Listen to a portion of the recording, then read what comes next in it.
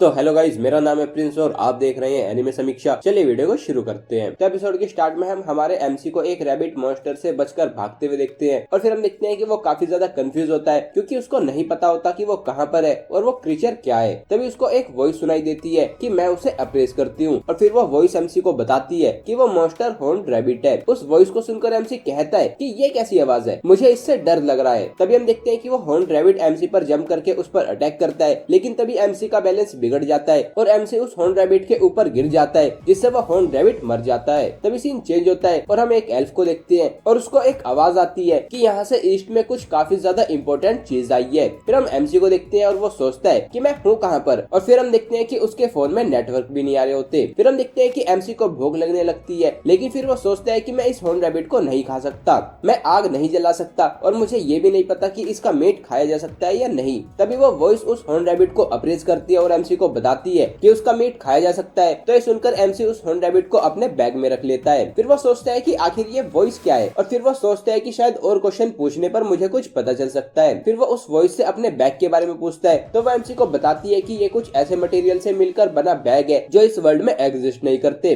फिर एमसी उससे स्काई को अप्रेस करता है तो वो वॉइस कहती है कि अप्रेजल के लिए वहाँ पर कोई टारगेट नहीं है। तो फिर हम देखते हैं कि एमसी उससे जमीन को अप्रेस कराता है तो वो वॉइस उसको बताती है कि ये मेज ईटर है जिसका लेवल 273 है। हम देखते हैं कि ये सुनकर एमसी डर जाता है और सोचता है कि जरूर कोई ग्राउंड में है। फिर वह खुद को अप्रेस करता है तो उसके सामने उसका स्टेटस खुल जाता है जहाँ पर उसका नाम हिबिकी मानाबे लिखा होता है और उसकी एज, उसकी रेस और उसकी जॉब लिखी होती है जो कि अप्रेजल प्रोविजनल होती है। ये देखकर एमसी सोचता है कि प्रोविजनल का मतलब क्या है, लेकिन हम देखते हैं कि उसे इसका कोई आंसर नहीं मिलता। फिर वो सोचता है कि आखिर ये वॉइस आ कहाँ से रही है और फिर वो उस वॉइस से पूछता है कि तुम हो कौन। तो वो वॉइस हिबिकी को बताती है कि मैं तुम्हारा स्टेटस सपोर्ट हूँ और मैं पर्सनल इंफॉर्मेशन से रिलेटेड क्वेश्चन का आंसर नहीं दे सकती। फिर हिबिकी देखता है कि उसके पास काफी सारी स्किल्स भी होती है और फिर वो काफी ज्यादा एक्साइटेड होकर एक स्किल एक्सपर्ट आई का यूज करता है, लेकिन हम देखते हैं कि उससे कुछ नहीं होता। फिर वो वर्ल्ड मैप का यूज करता है, लेकिन उससे सिर्फ उसे वही जगह दिख रही होती है जहाँ से वो भाग रहा था और इससे उसे कुछ ज्यादा समझ नहीं आता। फिर अगले सीन में हम देखते हैं कि अब शाम हो चुकी होती है और चलते चलते हिबिकी एक रोड के पास आ जाता है, लेकिन तभी हम देखते हैं कि वो वहाँ से नीचे गिर जाता है और फिर हम देखते हैं कि उसको एक टाइटल कास्टअवे इन अ इसेकाई मिल जाता है। उसको देखकर हिबिकी सोचता है कि इसेकाई का मतलब क्या है। तभी हम उसके पास में एक मॉन्स्टर को देखते हैं और उसको देखकर हिबिकी काफी ज्यादा डर जाता है और कहता है कि तो मैं एक इसेकाई वर्ल्ड में हूँ। और फिर तभी हम देखते हैं कि उसके अचानक से चिल्लाने से वो मॉन्स्टर खुद भी डर जाता है और फिर हम देखते हैं कि उस मॉन्स्टर को एक अटैक आकर लगता है जिससे वो मर जाता है और फिर हम देखते हैं कि वो अटैक उस पहले वाली एल्फ ने किया होता है। फिर वो एल्फ हिबिकी के पास आती है और तभी हम देखते हैं कि हिबिकी की ट्रांसलेशन स्किल एक्टिवेट हो जाती है जिससे वो दूसरे लोगों की बातों को समझ सकता है और उनसे बात कर सकता है। और फिर हिबिकी उस एल्फ को उसको बचाने के लिए थैंक यू बोलता है और फिर वो एल्फ उसको बताती है कि मेरा नाम एमालिया है। तो फिर हिबिकी भी उसको अपना नाम बताता है और फिर एमालिया उससे पूछती है कि तुम वहाँ से आई हो है ना, तुम वहाँ से बाहर कैसे आए। लेकिन तभी हम देखते हैं कि उसके कानों को देखकर हिबिकी उससे पूछता है कि तुम एक एल्फ हो